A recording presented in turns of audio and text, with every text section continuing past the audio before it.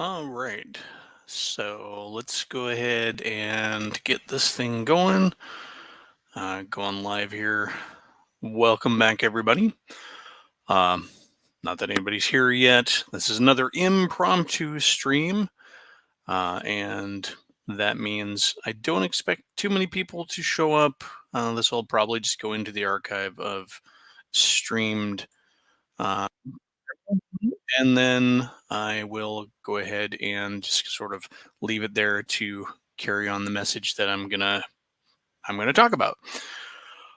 So I guess the question is, what am I talking about? Well, as the stream's title says, I'm going to be talking about why I believe that superhero tabletop RPGs are probably the best RPGs to run and play in. And by best, that's sort of a uh, clickbaity title, so forgive me.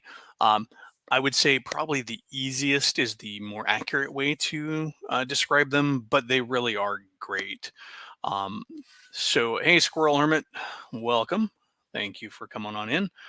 Um, so, I am trying something out new tonight. I am putting a bit of a delay on the comments just to kind of give me some time to process them, talk through them, and sort of sort them out. So there's about a 10-second delay on those.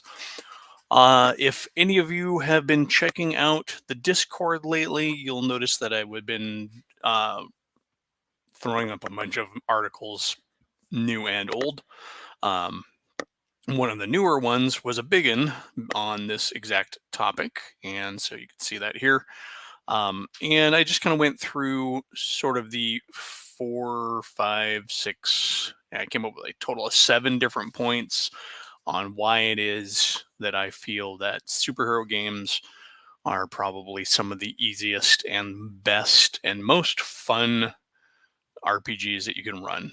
Um, and that's not to say that other ones aren't fun and can't be fun, but just certain things that I'm going to talk about here that really make superhero games so good for the tabletop experience. And the neat thing is, the thing that makes them good uh, is not anything that's really added on or manufactured specifically for the tabletop role playing games.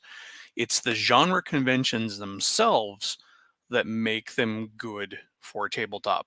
Now, of course, a bit of a caveat there. If you are playing a game, hopefully it feeds into these conventions and so allows for a pretty accurate representation of the comic book experience. I'm not just going to say the superhero experience, but the comic book experience. So most of my experience with the genre comes from this game here. I have played other games like Heroes Unlimited, and I even touched on Villains and Vigilantes once. And I think I tried Mutants and Masterminds, and I have played Hero System. But for me, it always goes back to the 1984 and then later advanced versions of the Marvel Superheroes role playing game that was put out by TSR. Again, first came out in 1984 and moved forward. If you're familiar with this, great. Follow along because a lot of my talk here is going to reference this system. But I imagine anything that I'm going to have to say tonight is going to also factor in for any other system, at least if it's written well and understands the conventions of the genre. So, I mentioned the advanced version. These are the advanced covers. You got your box set that had a player's book and a judge's book. These are not mine. This is a picture off the internet. Unfortunately, my box sets didn't survive. There is a wonderful website, however, that has collected all of these materials plus a bunch of fan-made materials, and I will be putting that in the episode notes. That's a great link. Allow you to get all this stuff for the Marvel Face Rip system. Marvel Face Rip was also great because the starter set had these wonderful character cards, which had an image of the character as of the time that it came out. These are dated, of course. And then the flip side had quick references for their powers and abilities. It also had standees, which were great. And then it had these wonderful area maps that I will talk about in just a second here. They had both exterior and interior maps, and the area was a vaguely defined space, not an exact range or distance, because comic books are really flexible on that. Exterior spaces, however, exterior areas were longer and bigger than interior, which makes perfect sense. So here's an example of a piece of the New York City map that has a corner of Central Park on it.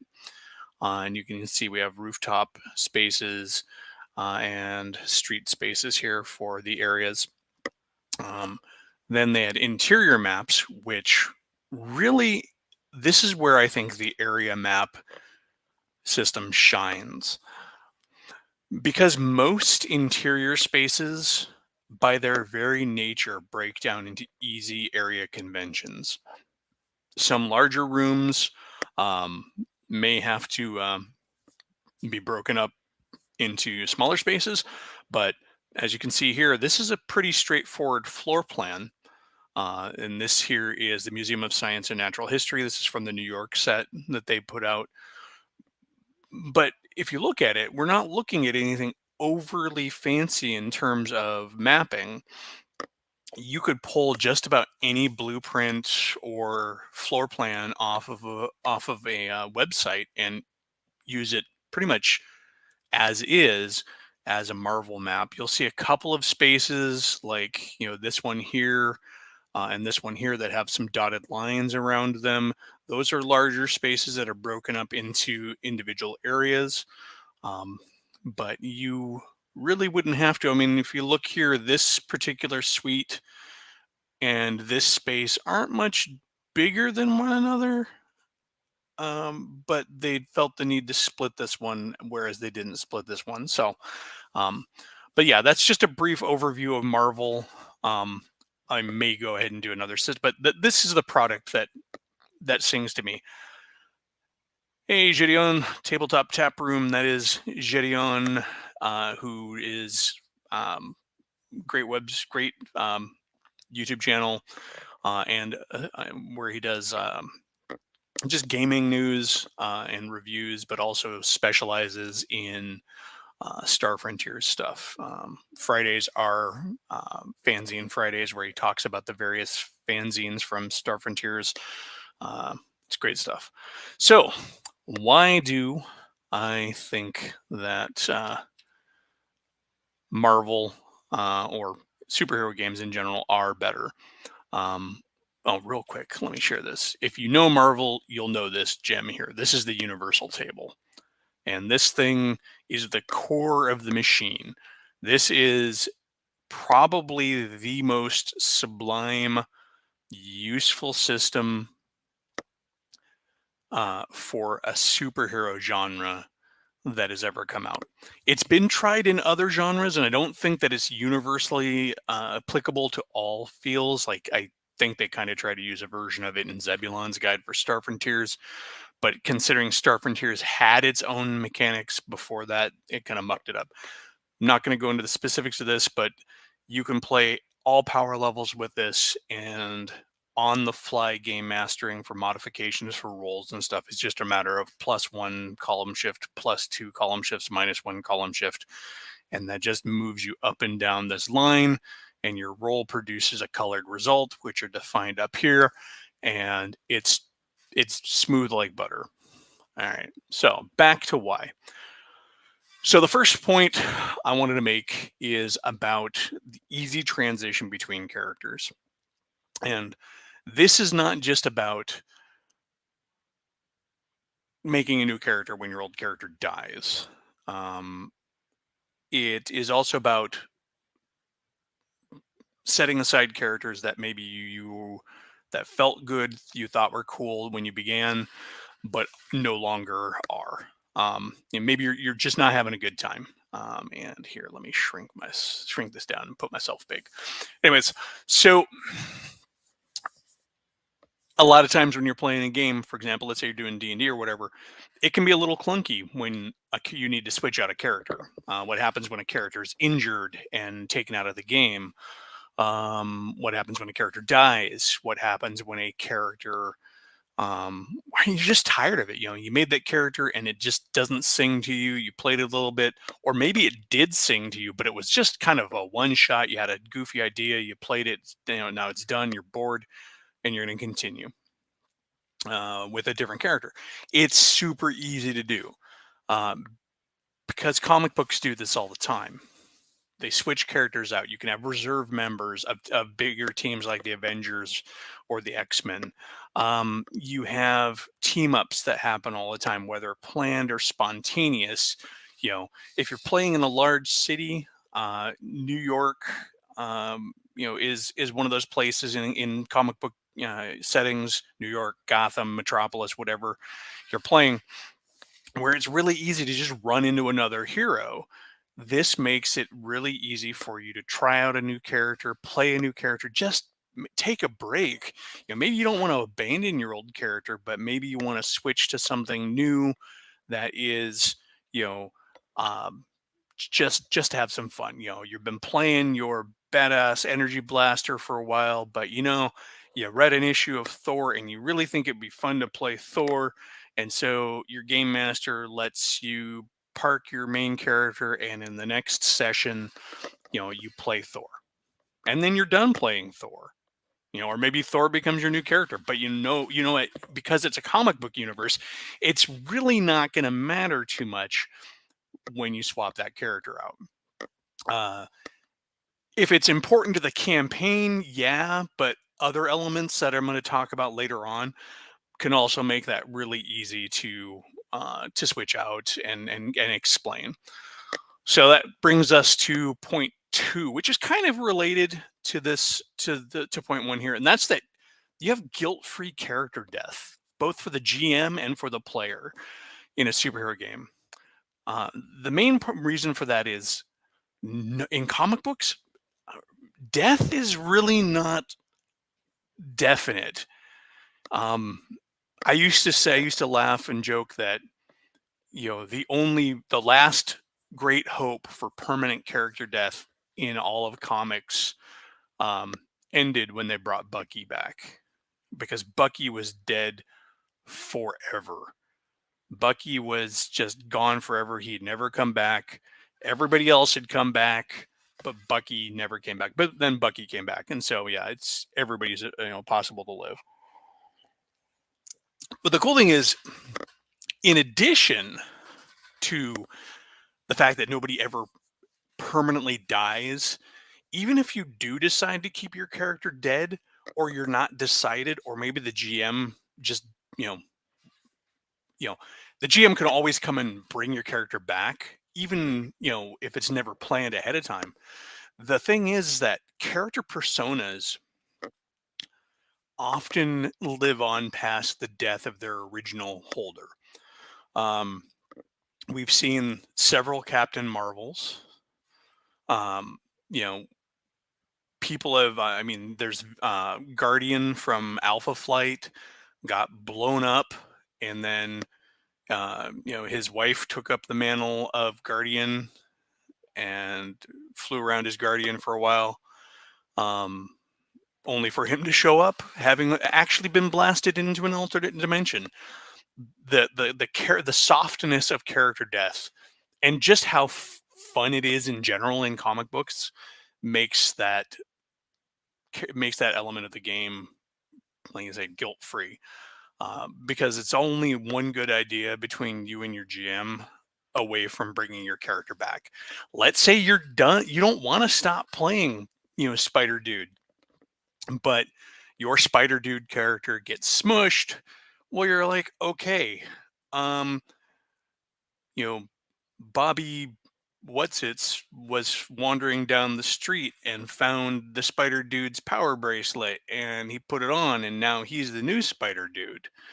Or that magical artifact that was the key to all your character's power, when he was destroyed, a part of it clattered across the sidewalk and somebody else picked it up. Your spirit goes off to inhabit somebody else's body. the plans for your super secret battle suit uh, were downloaded off of a database by some well-meaning do-gooder hacker who decided to rebuild your armor. There's just you can come up with all kinds of reasons to take care of it and not have to feel bad about that character death. Um, and so that would then bring to point number 4, which is flexible pacing. Superhero games are infinitely flexible when it comes to how the style of play within even the same campaign. It is easy, and we see it all the time in comic books, to have little one-offs, little side adventures that are happening at the same time or interspersed among bigger plot points. Whether that's just a series of villain of a day, or it's comes down to um, you know uh, more of a Doctor Who style, modern Doctor Who series style, where you have a bunch of episodic stories that are then stuffed within a greater framework. Um,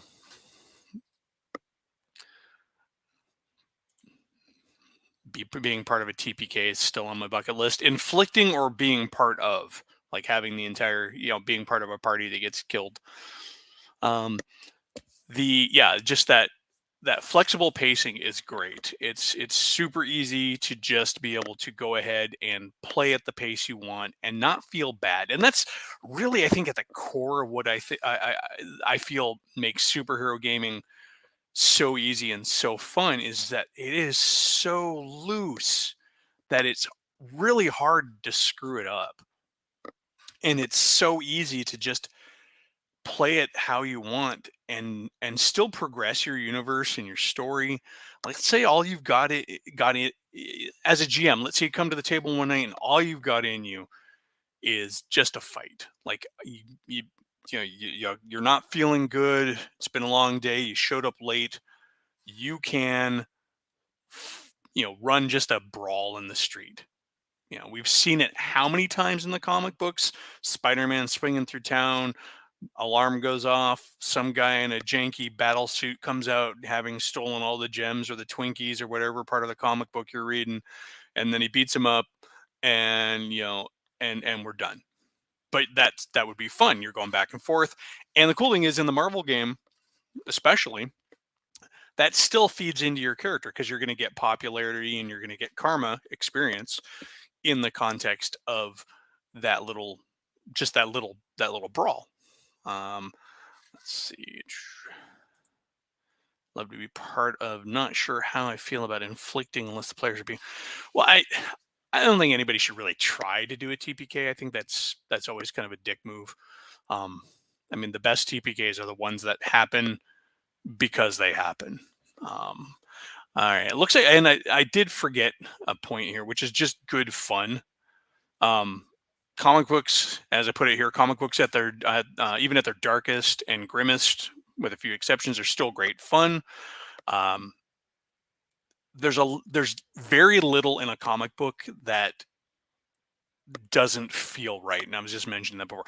Backstory, uh, circumstances, even mundane activities can be turned into great fun. I remember one game I ran, the characters were going to a comic book convention. The super team was going to a comic book convention. Um, so that universe's, it was a universe of my own, but that universe's version of Captain America was speaking, and the and so one of the characters in the team really wanted to hear Captain America talk, and another one of the characters in the group had a comic book universe that he was actually himself writing, and so decided to try and pitch. And it so it's sorry, I got sidetracked. Catching up here. All right.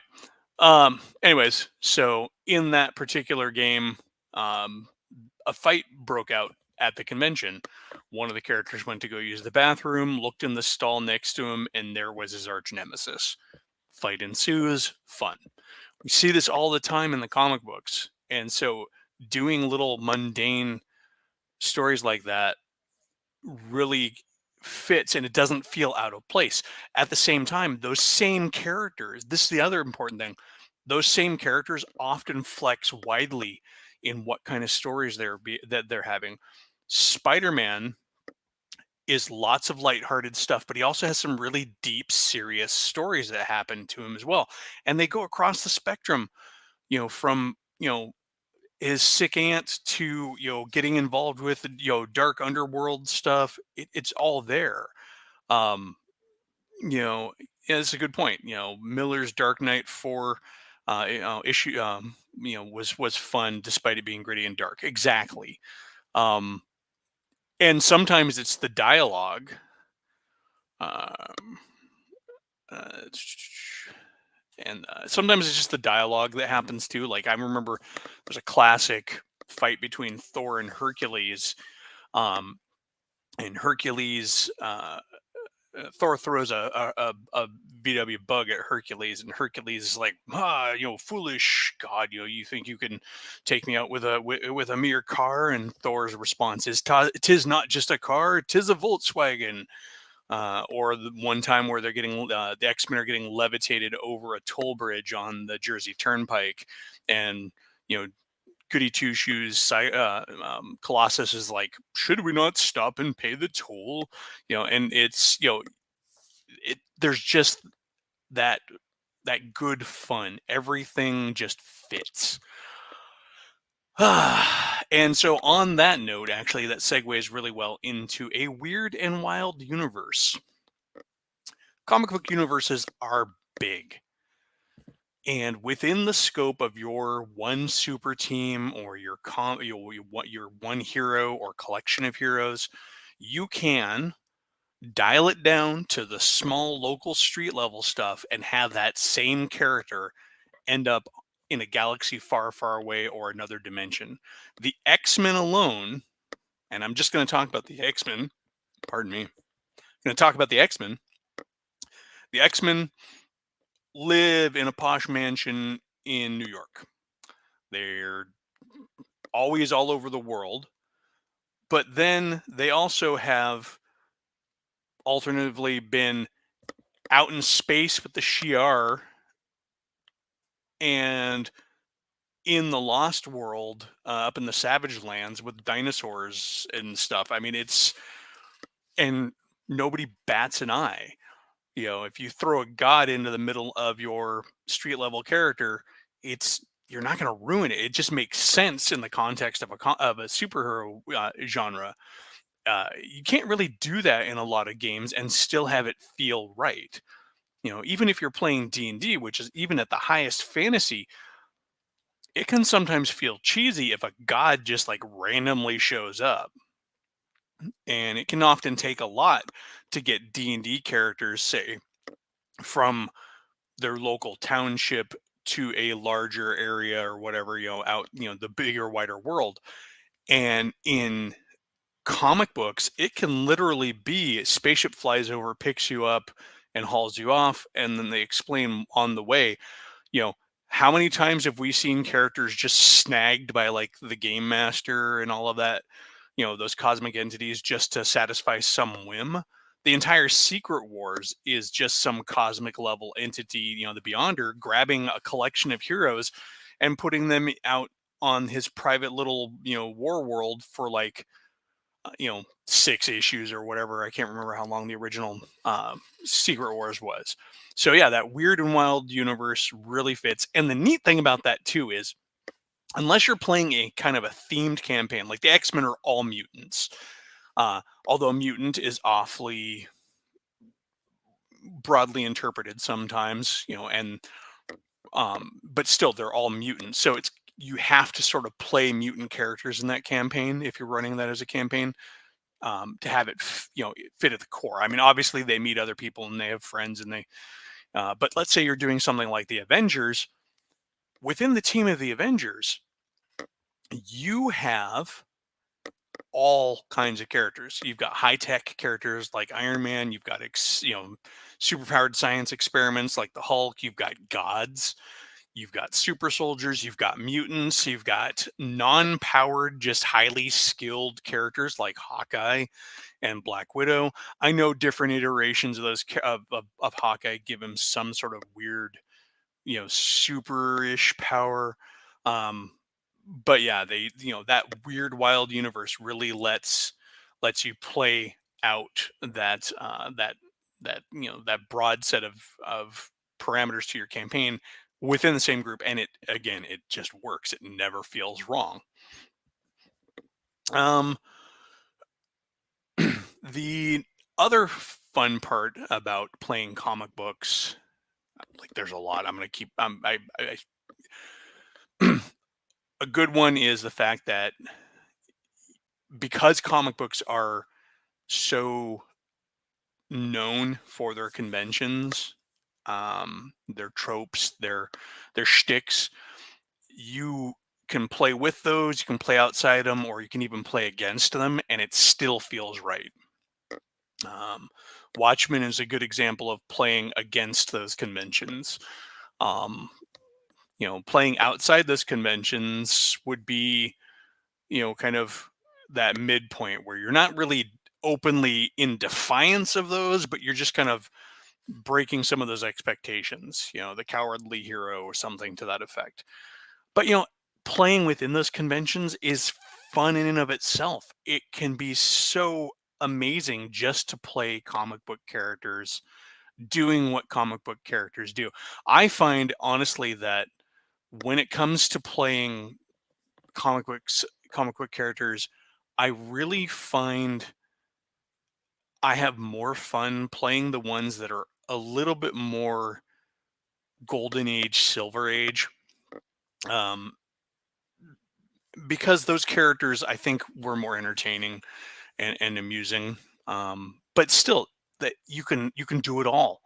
You can take that happy-go-lucky character and run a pretty grim storyline. If you ever doubt that, look at stuff like Power Pack. It's a comic about four little kids who get superpowers, and they're talking Space Horse friend, and it's generally pretty light. But then there are like really gritty crossover episodes where Wolverine's injured and he runs into the youngest one who's their friend, who is friends with them, and she helps him get home. It's a Christmas issue, I think it is. But those conventions are there for you to play with and mishmash and work around. That which goes back to that weird and wild universe. The other thing I forgot to mention: alternate dimensions and time frames and what ifs and all of that. Those are a great way to also play within that. I've had characters get blasted to an alternate Earth where things were not normal, and then it's fun to tell the story through that contrast, again kind of working within, outside, or against the conventions of what they know. um, that's just a fun one, and the comic companies themselves have done that. They've taken the whole 2099 series of comics that Marvel did, back in the 90s, where they kind of tried to create a little bit more futuristic characters. DC does this with 8 million Earths.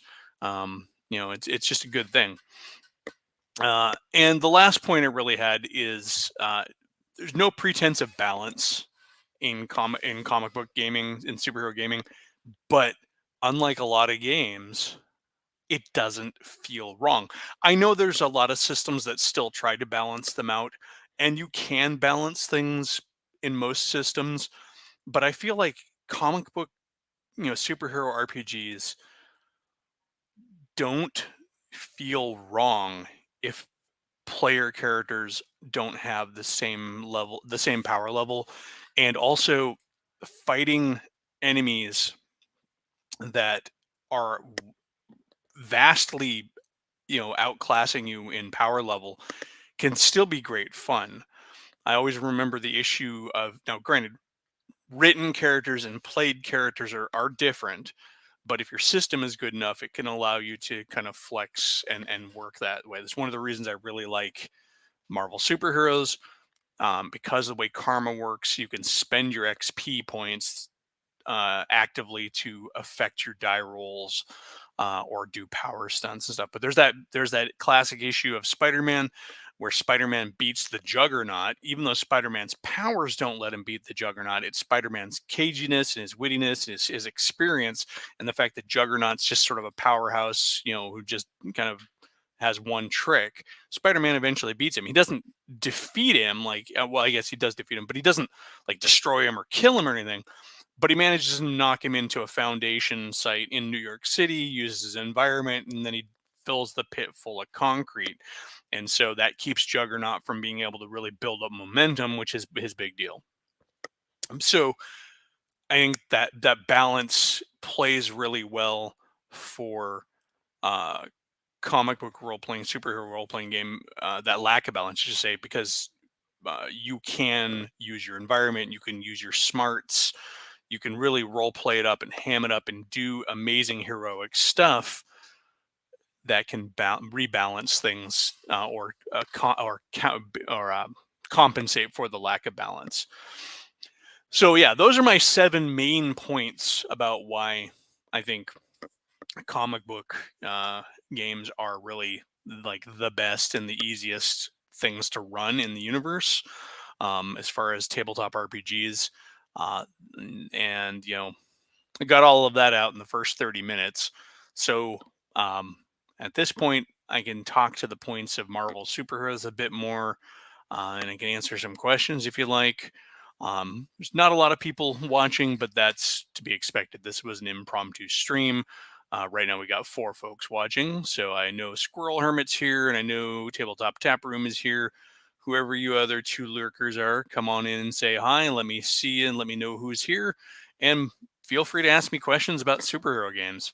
I've played Marvel a lot, but I've played other systems, and I do like comic books. I'm not as active in the comic book hobby as I was once, or once was. Costs a lot of money to really be into comic books, and I have places I'd rather spend money. But so yeah, and yes, thank you for this.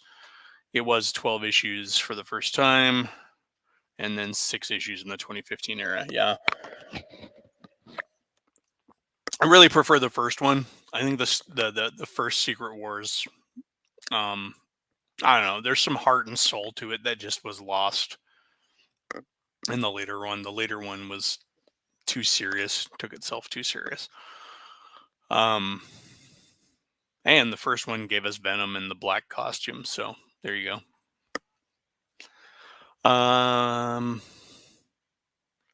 So not a lot coming through here. So let me check something out.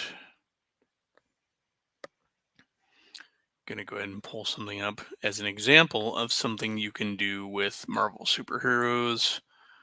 Where is it?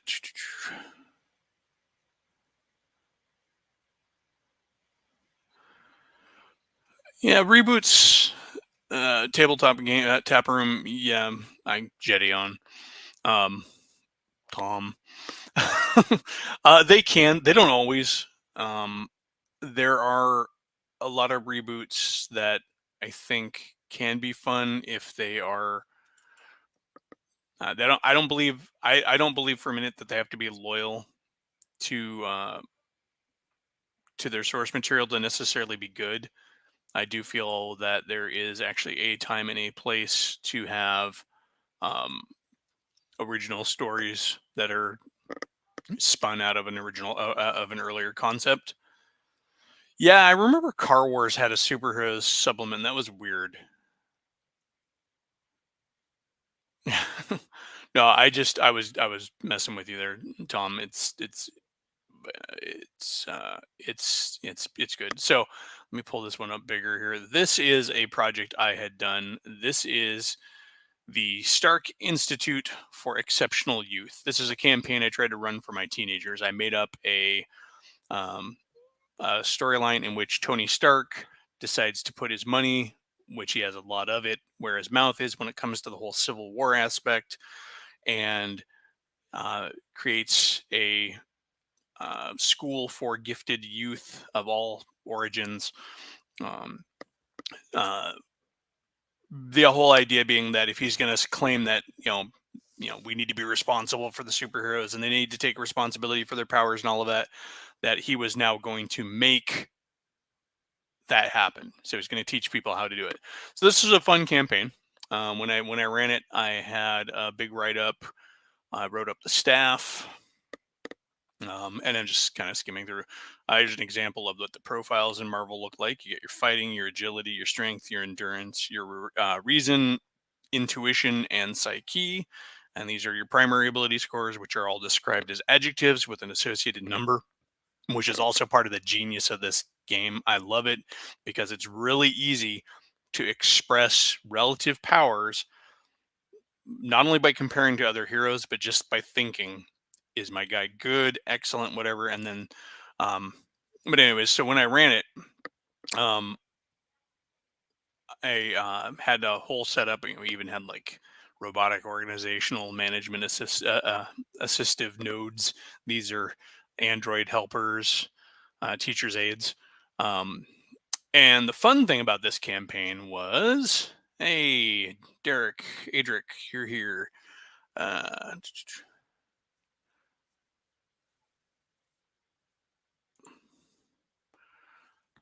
Seeing some D&D evolving into superhero game more apparent and understandable.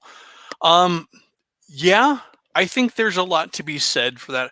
I just also think that there's a shift in the perceptions of fantasy these days. Uh, I don't think the fantasy that people get into today is the same as it was when we were younger. It's just an evolution of a genre, and of course, the game is going to reflect that. Um, there is also very likely some video game crossover in there. There's that constant cross pollination between tabletop and video game. But yeah, I think that there's definitely an evolution into a more of a super powered, super level heroic fantasy. But no, this campaign was fun. I actually had the logo that you saw at the top was designed by a friend of mine who he's really good with graphic design, and I actually had him do an ASB card or student ID for the institute, and I had each of my players pick, in the spirit of sort of a MCU kind of thing, pick a real world actor that you would have play your character, and then we got photos of those and we had those put onto their IDs, and then we laminated those. So each of my players had a student ID for their character, and then I even did that for some of the staff, and I also selected actors for staff members. For example, like one of their PE teachers. I think the PE teacher in here. Where is he? That's all the equipment. Oh, well, maybe I passed it. Anyways, the PE teacher was played by Dwayne the Rock Johnson. So that was fun. And I even managed to have a Stan Lee cameo appearance in the game.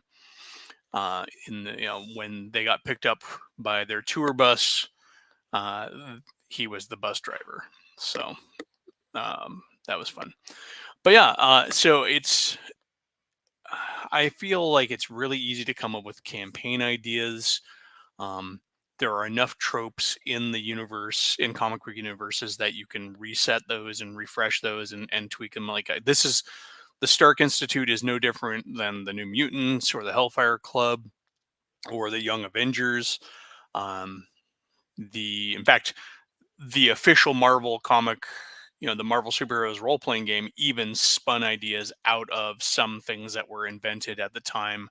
At the time it came out, when the West Coast Avengers came out, and TSR put out its Avengers Assembled supplement, which was profiles for a bunch of the Avengers, maps and details for all the Avengers hardware.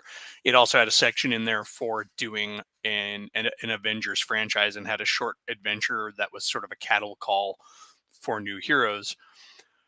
And they actually had the charter in there that you would sign. You could sign your characters to and everything. And the whole idea was that the Avengers were now opening up franchises across the country for different cities, and so you're allowed the players and the GM to come up with these concepts. We had a team that was based out of an ocean liner in the Atlantic. I think I've spoken about that one before, but so that was cool. If so, yeah, I don't know. I mean, there's much more to say that would be like nuanced stuff, but really, there's just so many ways to play superheroes and still keep it all. I mean, you can the other thing about superhero games that I really like is every idea you come up every idea you come up with for your superhero game can fit in the same campaign. I've run into it a lot of times with D&D, for example, where some ideas just don't fit the world that I have set. And so I have to create another campaign world or start a new, at least shift to the setting. Um, and it's harder to do in a lot of other games. But in a superhero game, you can have dark and gritty street level Daredevil stuff. You can have, you know, big high ideal, social concept games with the X-Men, have always been social commentary. You can have just really fun, cheesy superhero team fun, which is the Avengers. And you can mishmash those left and right. You can do cosmic level play. Like if you can run an entire campaign of the Green Lantern Corps and have everybody play a Green Lantern doing their space thing. When I was playing the DC Heroes game, my buddy and I ran a really fun campaign using the Legion of Superheroes, which is kind of a cheesy comic and has always been, but it's got some great ideas. The whole idea behind the Legion of Superheroes is that it's all kids. Once you hit 18, you muster out, and every member of the Legion of Superheroes has to have a unique power that none of the other Legion members have. So it really made for an interesting character generation. And sometimes that's very subtle. For example, the character Mon-El has all the powers of Superman, Superboy in that universe, but his vulnerabilities are slightly different. And then there's another guy, I can't remember what, I think it's Ultra, I can't remember what his name was, like Ultra Lad or something like that. He's got the same powers of Superman as well, but his difference is he can only use them one at a time. And then there's another character in there who I remember the was it Wildfire, I think was his name. He goes to his origin story is this whole thing where he gets there, he applies for the Legion, they put him through his trials, and all of his powers he demonstrates to them are ones that other team members have. And so they're like, sorry, your heart's in the right place, we really want you here, but you have to have something unique. He's like, I do have one power that none of you have, but I can only do it once. And so he basically releases all of his energy and explodes and dies, and to demonstrate this power. And then they posthumously let him in the Legion, only for his energy to form back later on way down the road and have him come back. And so, yeah, I mean, you can do all sorts of stuff. I mean, I had one character back when we were playing who started out as a very Punisher-esque, gun-toting guy with a suit. His only superpower was that he had serial immortality, so he could die and then he would come back. And when he came back, he would be slightly different. And we played the campaign forever. And then the DM or the GM of the game, judge, they're called judges in Marvel, decided that my next in reincarnation as of this character would appear in Asgard. And that was a weird twist. And I'm like, why am I in Asgard? And the story develops that my character is not human. He's Asgardian, and his serial immortality is is like his godly ability. And then we went on this whole big quest where he got entangled with the enchantress, and there was all this other cool fun Asgard stuff.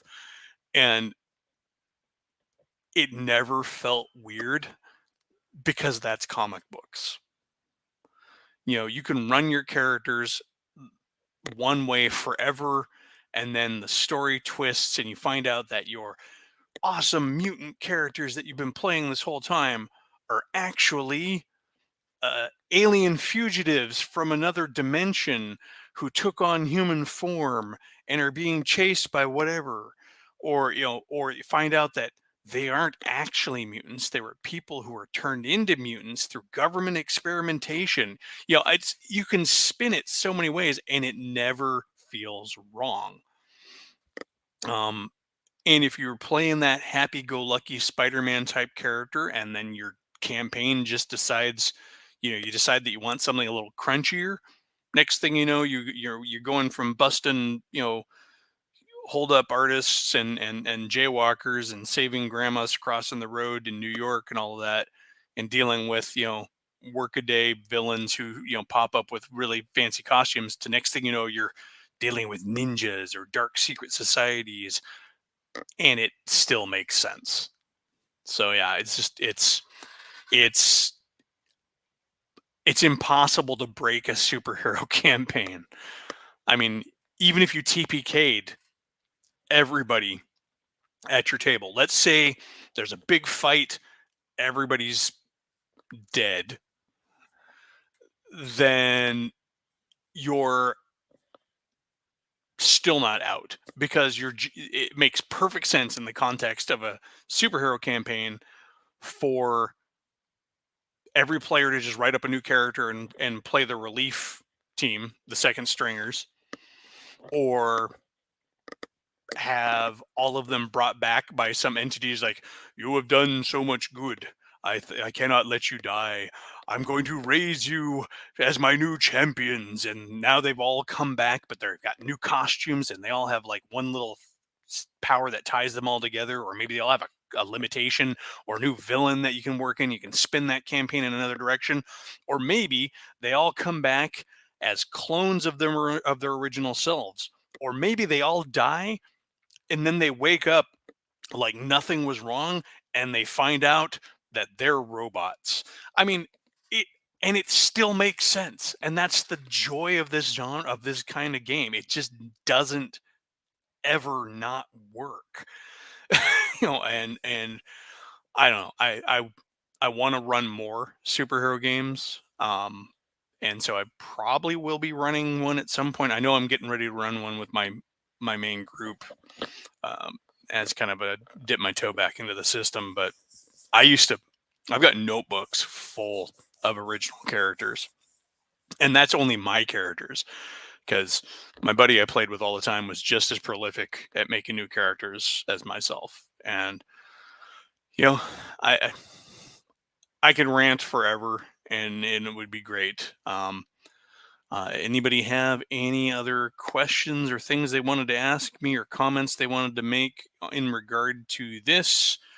Uh, got about 15 minutes more before I plan to cut the stream. I was only going to do an hour. I mean, to be honest, I'm basically killing time until my wife gets off work and I have to cook dinner. But you know, I can spend it here with you folks making a live stream episode and drinking my cold coffee because my throat is getting scratchy. So Thomas, Adric. Looks like we still have 4 watching. I guess while we're down, I want to remind folks again that I am going on the Discord. I am going to try to keep a pretty steady stream of articles. Um, some of them will be short, some of them will be longer. Please, feel free to read and comment. I like to discuss there, and those articles will also become either streams or standalone episodes. Um, so that's it's definitely, I will be writing them. Um, if you guys want to participate and communicate with them, great. I've also been sharing pictures. There's a miniatures section over on the Discord too, because I'm not just a tabletop role player. I'm also a miniatures guy, and I can speak to that pretty extensively. And so I've set up several departments for different genres of miniature games. Um, I do have a Frostgrave game planned for the 20th. That'll be fun. I'm going to be going to a local shop here in St. Louis. We got Miniatures Market here too. So that's actually where I'm going to be playing, is that Miniatures Market. Um, miniatures are your lowest watched videos. True, but I think any channel that is primarily role playing is going to find that. Um, Also, any miniature stuff that's not Warhammer tends to not get great views either. If you're a terrain crafting channel, that would be you'll get more views too.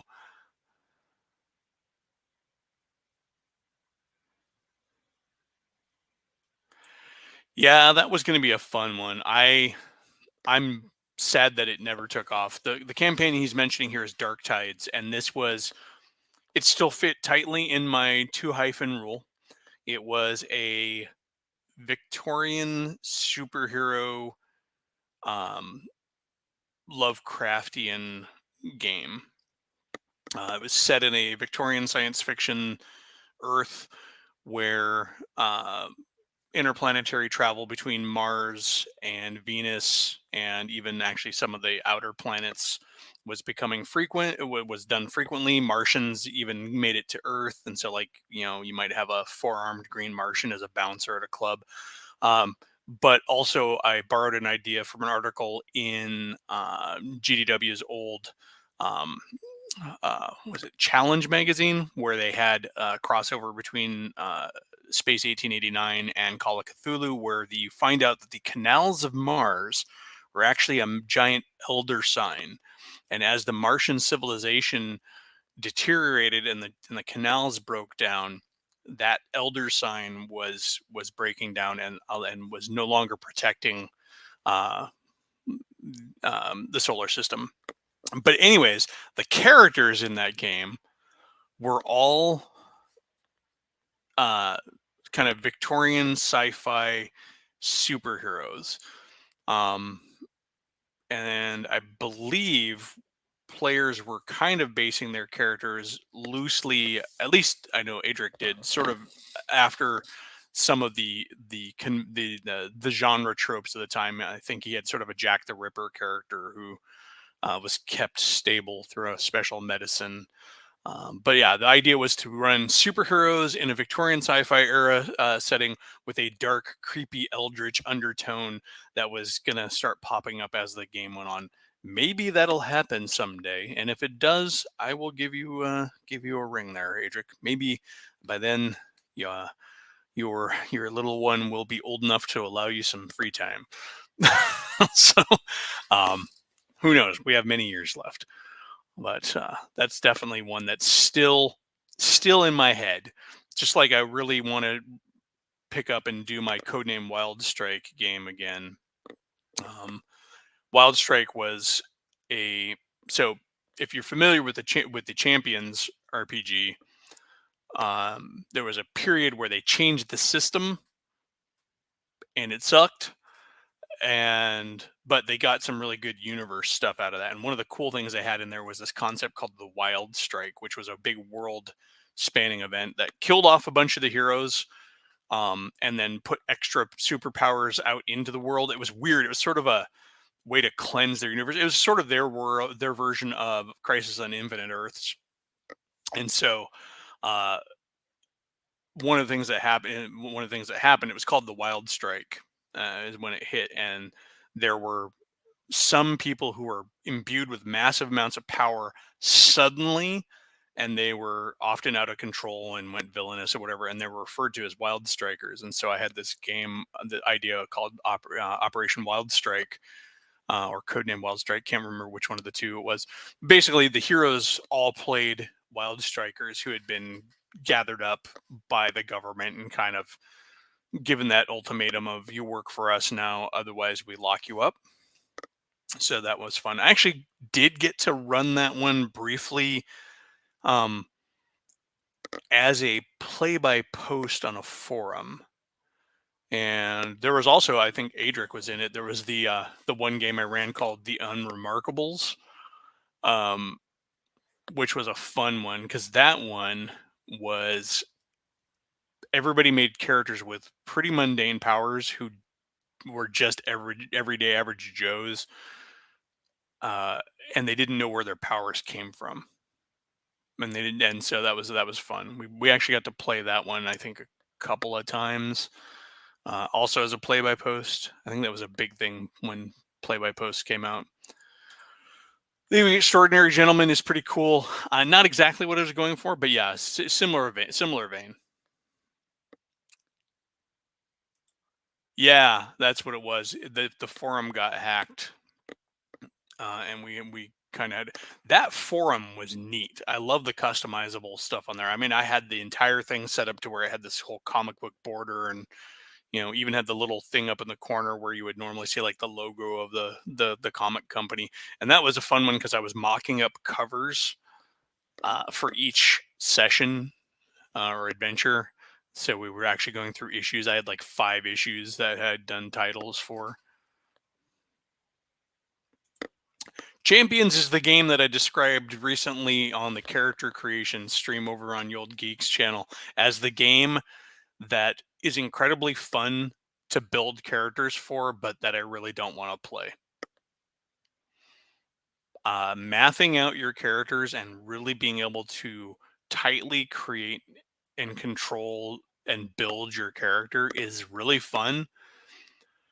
I just don't feel that the gameplay itself is all that great. And that's not surprising. That game is old and it's not very innovative. One of the nice things, and I'm always going to scream to the rooftops about Marvel Superheroes, the original one, the face rip one, is that it was ahead of its time and it's still innovative. There's still companies that aren't doing things that they did in that game, uh, or are just now trying to work on it. Like the idea of experience points as a currency you can use in gameplay to affect your die rolls, but also build your character is great. The idea that you had multiple forms of experience and currency, where you had your karma, which was a reflection of your sort of heroic spirit, and was not only positively affected but negatively affected in play based on your character's actions, was great. But you also had popularity, and popularity was great because it went up and down based on your actions. And karma, the neat thing about karma is karma was a reflection not just of the things you did in your superheroic life, it was a reflection of things you did as your character's life as a whole. And it was very much customizable to your character. A good example would be like Peter Parker promises Aunt May that he's going to have tea with her that afternoon. And if he does have tea with her, it's a pretty mundane thing, but it still is a positive thing. So he gets like 5 karma points. However, if he's not able to make it to that tea meeting with Aunt May, it hits him hard and he suffers a -10 karma penalty. And so his karma pool goes down by 10. Karma was also able to be pooled amongst heroes. So you could have a team karma pool. Karma could be spent in play to create new power stunts. And after you did them enough times, it was basically this progressively easier die roll to try new power stunts on your powers. And at each level of attempt, there was always the possibility you would get a high enough success that it would become permanent and you would be able to keep doing it. But eventually, after you had spent enough attempts, which also, funny enough, equaled the amount of karma it takes to just outright buy a new power, you would get the power automatically. The power stun automatically is new power on your character sheet, but you wouldn't be out. any power, any experience, because each time you went along that track of a power stunt, pass or fail, you still progress to the next track. Um, Things like killing somebody in the game wiped out your karma. All your karma was gone unless you were like Wolverine and you had the ability, this weird talent called Casual Killer, um, which a lot of people wanted to put on their characters, but I really used to require a serious justification. I mean, Wolverine, it makes sense with his background, but it's just such a great game, and your popularity was kind of a currency that would affect your interactions with people. Um, but yeah, so yeah, you know, uh, they had rules for using your resources, which is your character's wealth, to buy stuff in game, and you can pool resources. It's just a really innovative game. That column shift system was great. Everything in the game was ranked along the same ranks and was done very intuitively. Like material strengths still follow that. Like steel was this strong, which also fed back into the character generation. If you know that steel is, say, incredible strength material and your character is as invulnerable as steel, well then I need incredible level body armor superpower. Or if I'm making my battle armor out of steel, it should be incredible rank body armor, because steel is incredible rank. And then fire would be ranked. And so that, you know, heat level of the sun is whatever rank, then that if you're making a character with heat powers or fire powers, then it was just so well done. It's sublime. If a game system could be sublime. But that does bring us to the hour. Um, if anybody has any actual questions for me, now's the time to throw them out. Otherwise, I'm going to go ahead and end the stream. I do have the planned stream coming up Monday morning at 10 a.m. Central Time. And that is going to be a stream on how to make new iterations of fantasy races that are out, that break the Tolkien mold. Um, looking at demi-humans, of course, mostly, and probably be focusing on the classic core races and how you can really work with those and how they have been worked with before. But yeah, I am enjoying the streams, and I am enjoying having my channel back. It can sometimes be difficult to come up with ideas about things to talk about, but I'm finding a way. Um, my strength is in writing, not so much speaking. And so often, like this episode, if I'm able to write something decent about it, it'll have a better chance of being an episode, whether that's a stream or a standalone, pre-recorded episode. But anyways, I am going to call it quits here. I'm going to give it a few more seconds here just to make sure that 5-second delay, 10-second delay that I set it for isn't holding back a comment. And then I will bid you all an adieu. Let's see. I guess right now, real quick before I go, let me throw this up again. This thing here, this is the juice. All of this is just, and you'll see up here, you have different kinds of attacks, and then they had different abilities based on the level of success you had. This level of success, of course, would be here, but you too, Squirrel Hermit. I'm glad you're back home and the cleanup is progressing. Keep posting pictures of your amazing terrain. If you haven't seen his stuff, go to is it the general chat part of the Discord? I'm gonna go check this out real quick. He had posted some really good pictures of his. He does these. What do they call them? It's Professor Dungeon Master has them, the Ultimate Dungeon Terrain, and he did these really great uh, versions of those, and they're just awesome looking. Let's see. Oh, that's right. I'm supposed to be on Shadow and Sun's show tonight. Ah. Oh well. I'll see if I can jump in there later. Um, but yes. Let's see here. Yeah, I think it was in the yeah, it was in the general text channel on the Elfbait Discord. Some amazing work on those Ultimate Dungeon terrains. But anyways, I need to call it quits, and I will talk to you all later. Have a good one, folks, and get out and game.